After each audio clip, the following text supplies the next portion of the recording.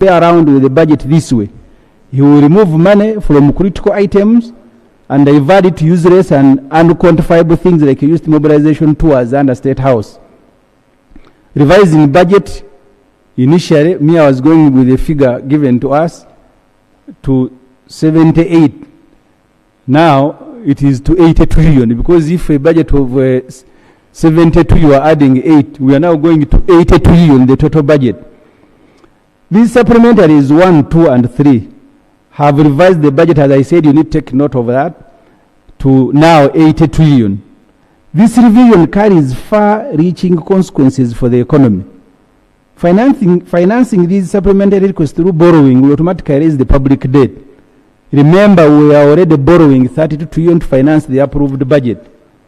We are now set to return to commercial banks to borrow for all sorts of things. Parliament must explain all documents, must examine all documents that accompany the budget to ensure that there is no deviation. These include the Charter of Fiscal Responsibility, the borrowing plan, and other related documents. Parliament must also study the findings of the Auditor General. In several of his reports, the Auditor General notes that supplementary requests are routinely made even when there is no actual money available to fund them. So it becomes a ceremony, coming here, you pass, and they are not funded. Supplementary is becoming the main budget. Right, Honorable Speaker and colleagues, Parliament is being asked to approve more than, it's now 8 trillion in supplementary funding. If this continues, we will soon reach a point where the annual budget is treated as a ceremonial event, where the real spending happens through supplementary schedules.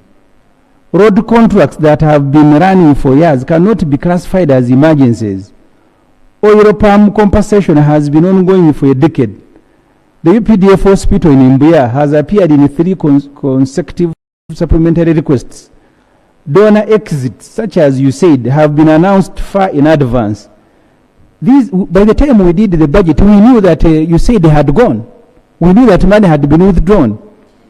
These are predictable matters that should have been foreseen in the main budget. Right, Honorable Speaker, from the foregoing, it appears that government has chosen to treat Parliament as a fallback position for everything they failed to plan for. So they just walk here and the chairman will come here, proudly. The chairman will come here, proudly say, we pass. The cotton-linked buffer stock and quiet favoritism.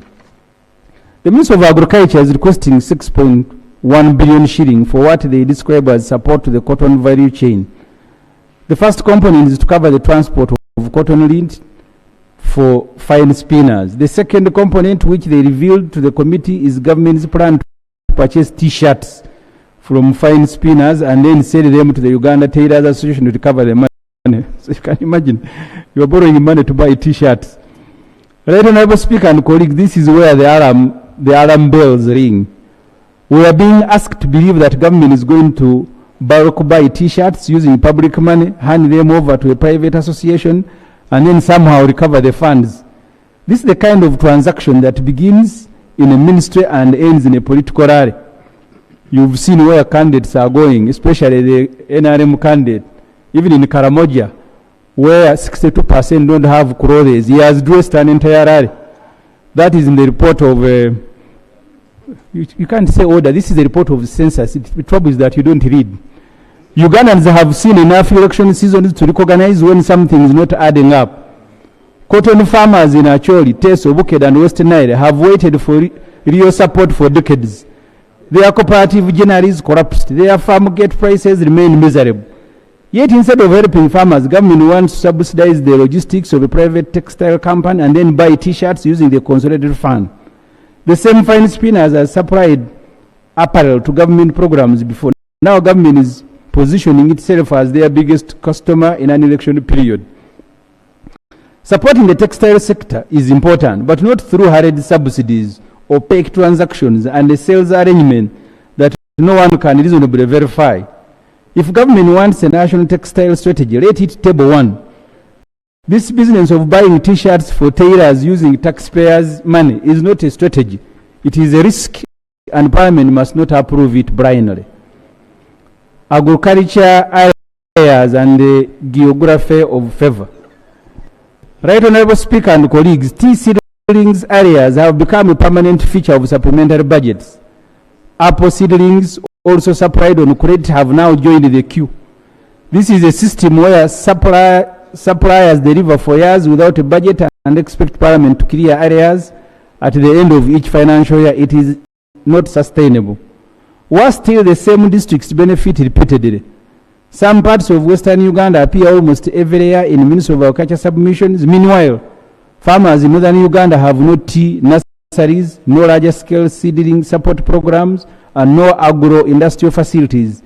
Equity has become rhetoric rather than practical. Electoral Commission and the mystery of new polling stations. The Electoral Commission is seeking more than 460 billion for ballot papers, biometric systems, and the creation of new polling stations. Yet they have not provided a list of these new polling stations. Now have they justified the expansion? They also did not present technical documentation for the new biometric system. Election management should not be based on trust. Parliament cannot approve technology we have not seen, or polling stations whose locations are unknown. In an election year, such a past raises serious concerns. Ministry of Works, Transport, Ministry of Works and Transport Crisis Management. Right, Honourable Speaker and colleagues, the Ministry presented a long list of stalled, suspended or slow-moving road projects. These include Moroto. I don't have to read them, the chair read them here. These roads have been under construction for many years. Their financing needs were known. Contractors have been waiting for payment. There is nothing sudden about these obligations. They are the result of chronic under-planning and poor cash flow management. A supplementary budget cannot clean up years of negligence. Uganda Airlines and the cost of flying without a plan. The ministry is requesting more than 400 billion to purchase new aircraft for Uganda Airlines. Yet the country has not recovered from the Bombardier deal, where we purchased aircraft that were already being phased out. Global production slowed, spare parts became scarce, and maintenance became a nightmare. The airline has been grounded more than once because mechanics could not source essential components. Right, Honourable Speaker and colleagues, we are now being asked to buy more aircraft before conducting due diligence on viability, maintenance, costs, routes, and long-term sustainability. We are being asked to purchase planes before addressing the problems of the ones we already have. A national airline should be a source of pride, but pride must be backed by planning. Parliament should not approve aircraft purchases that may leave us stuck once again with obsolete models. Before the government buys any new aircraft, a thorough due diligence process must be presented, including maintenance projections and route sustainability. Uganda cannot afford another Bombardier disaster. Even basic legal procedures have not been completed. There must be shareholder resolutions regarding capitalization, and these must be registered with the Register of Companies.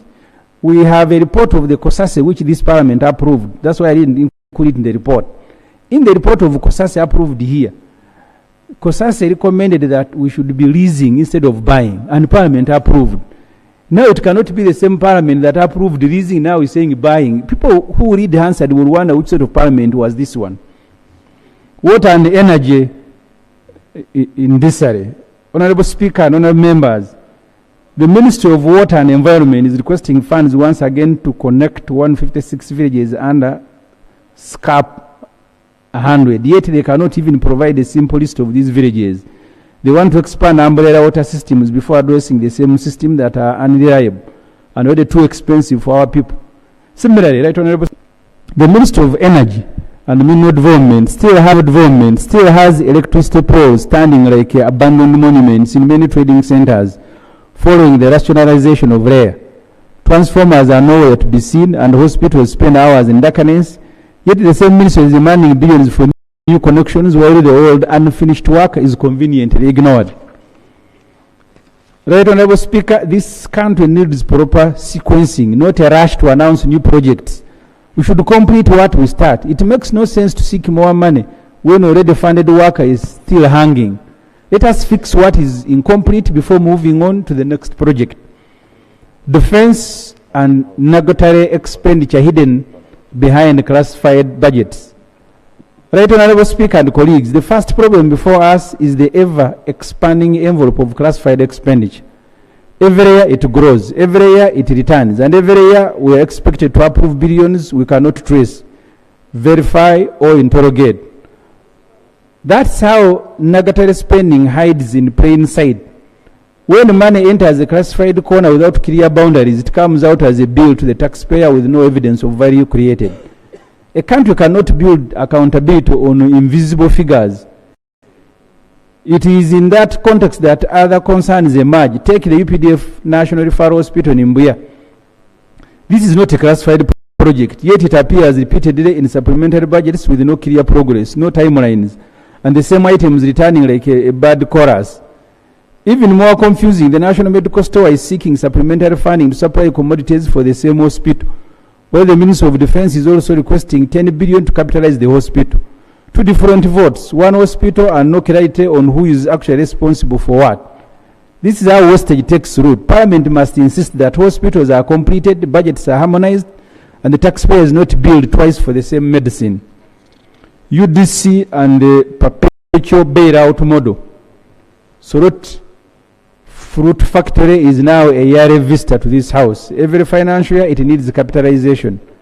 Meanwhile, farmers in northern Uganda watch their mangoes rot in gardens. Industrialization cannot benefit one region repeatedly while treating others as afterthoughts. UDC must operate as an investment arm with performance indicators, not a rescue agency for struggling factories. State House. State House has spent more money under the 3% already. That doesn't require prior parliamentary approval, and they are asking for more. In total, State House is requesting approval of 459 billion in supplementary. The approved budget for State House is 479.8 billion.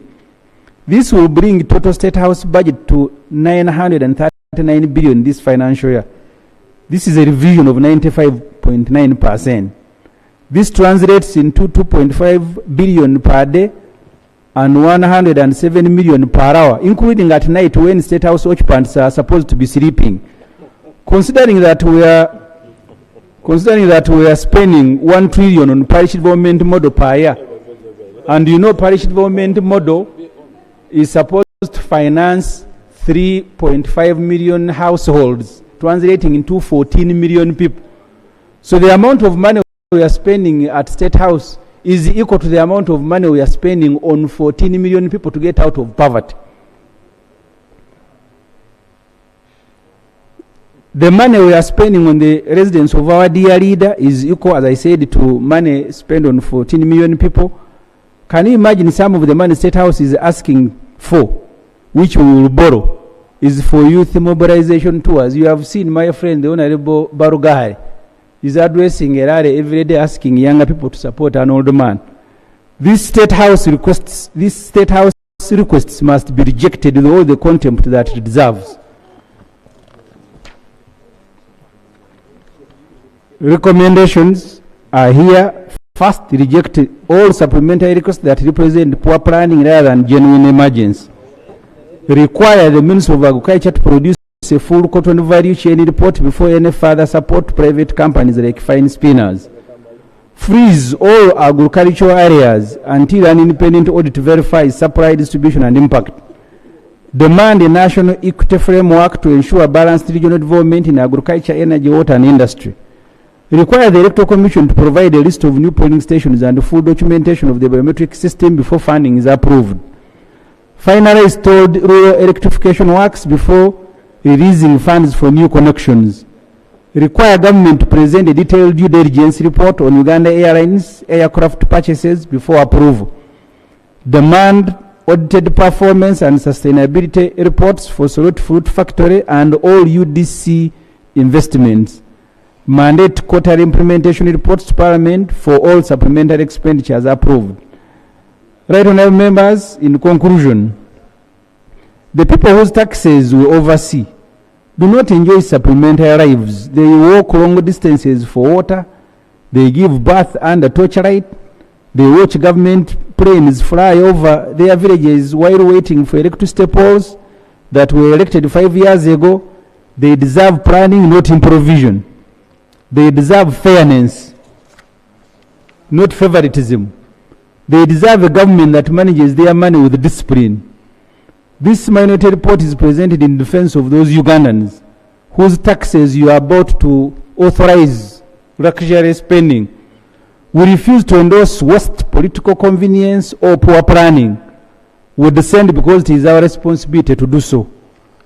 Right, Honorable Speaker and members, the report ends there. Thank you very much. Honorable Member, thank you so much. First of all, I want to look at the alleged procedural irregularity that you talked about. The minority report alleges the procedural irregularity, which is not correct. 2, Rule 161 requires the Minister of Finance to present the supplementary estimates before the House. The Minister indeed tabled the report of the supplementary.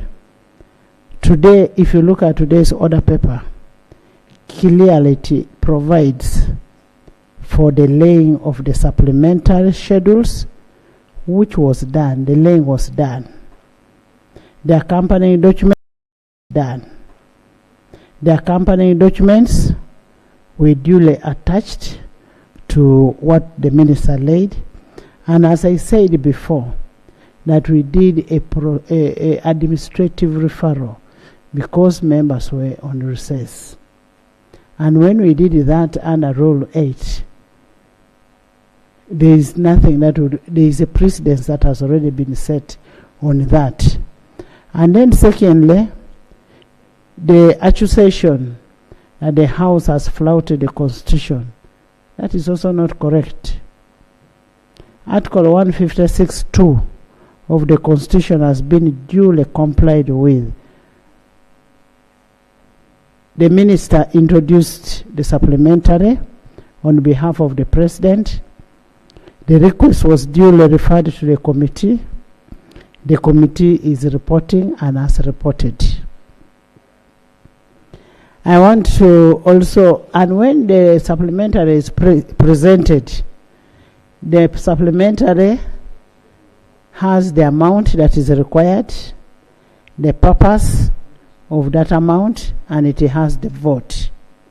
I want us to look at the introduction, where you are talking about the State House, the money which is given for State House, and you're saying this money is for mobilization of NRM presidential candidate. I don't think there is anywhere in the report, unless the chairman says it is there, which shows that the NRM chairperson requires this money for mobilization. And I want to, Honorable Ssemujju, as a custodian of the rules of the House, I wouldn't allow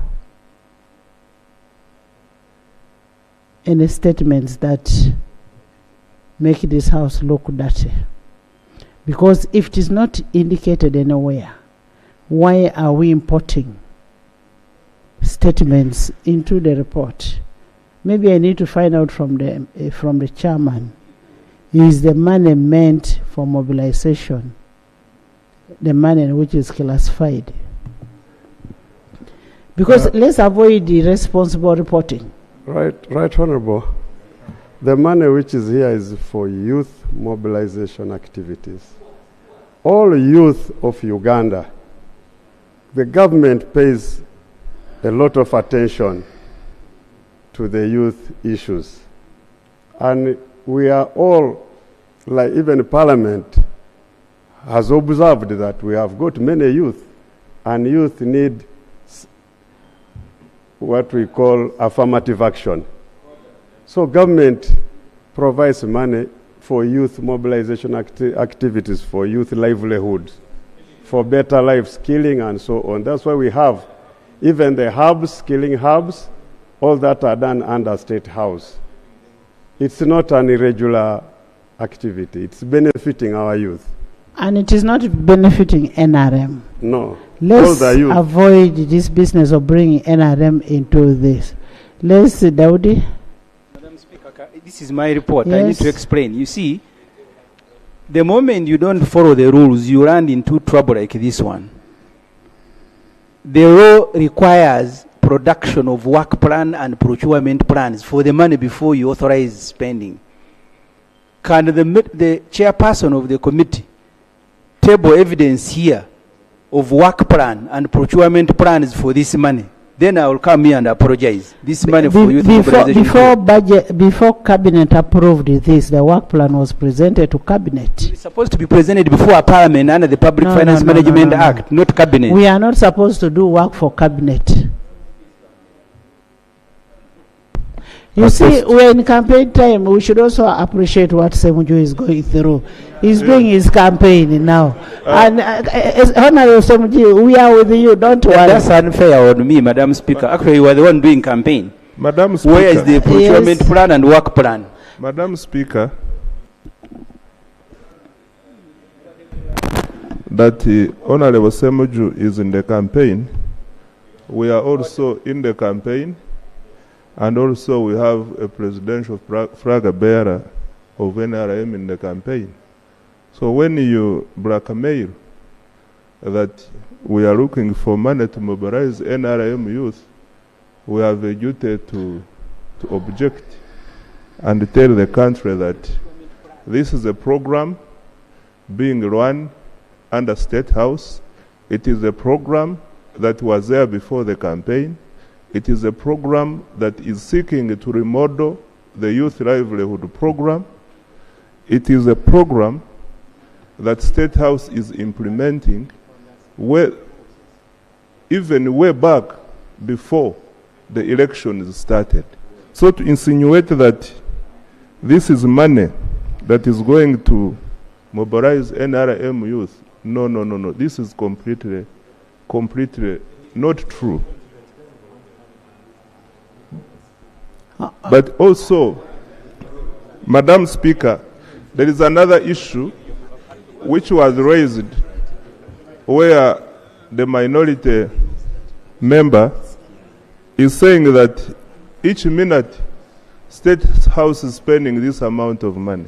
Madam Speaker, budgeting is not done in minutes. Honorable Minister, when you look at NDP4, yes, the theme of the NDP4 was sustainable industrialization for inclusive growth, employment and wealth creation. Yes.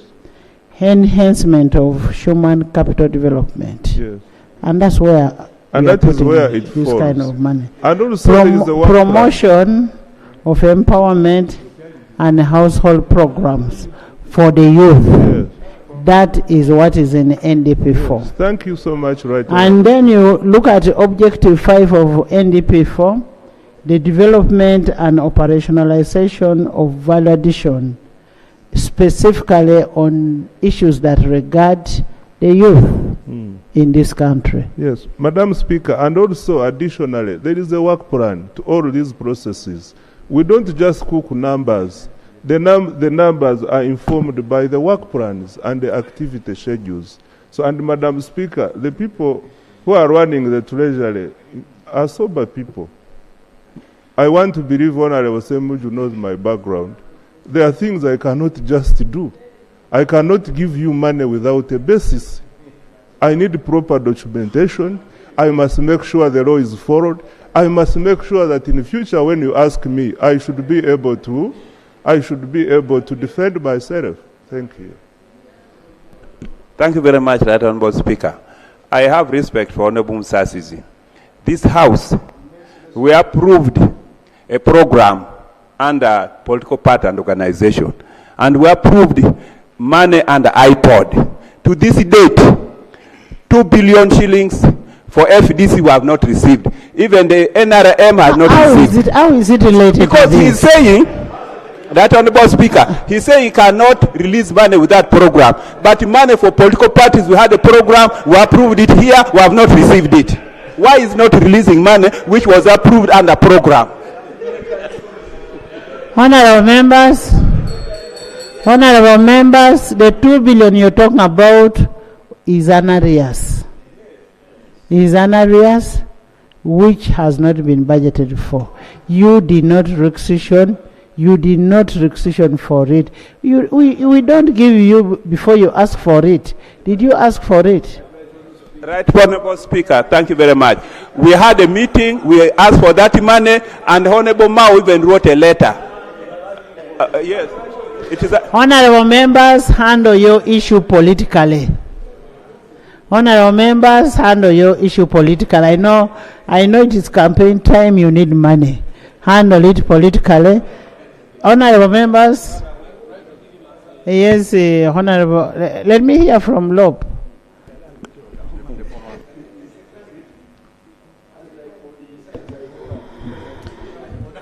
Honorable Speaker, in all honesty, for starters, I think we need to clean up how we do certain things. We are all here. When you look at some of the issues being raised, we want certain roads to be worked on. We don't want to be fighting over that. But you see, even when we want some of these roads to be fixed and so on, let's tick all the boxes procedurally so that we don't have a fight regarding the law. You see, the order paper, item number 3, is talking about laying of these requests. And the Minister of Finance laid them. Item number 4, the committee chairperson is coming to table a report. And then the House has got to constitute itself into a committee of supply. We need to clean up some of these things so that we look neat, even legally. Away from that, Honorable Speaker, and again, as yes, the order paper is talking about laying and so on, the committee already sat, the reports are ready. Some of these things, when the public that follows Honorable Lope, our live broadcast. We agreed, first of all, you should also accept that we do consultation, me and you. I told you, we consult.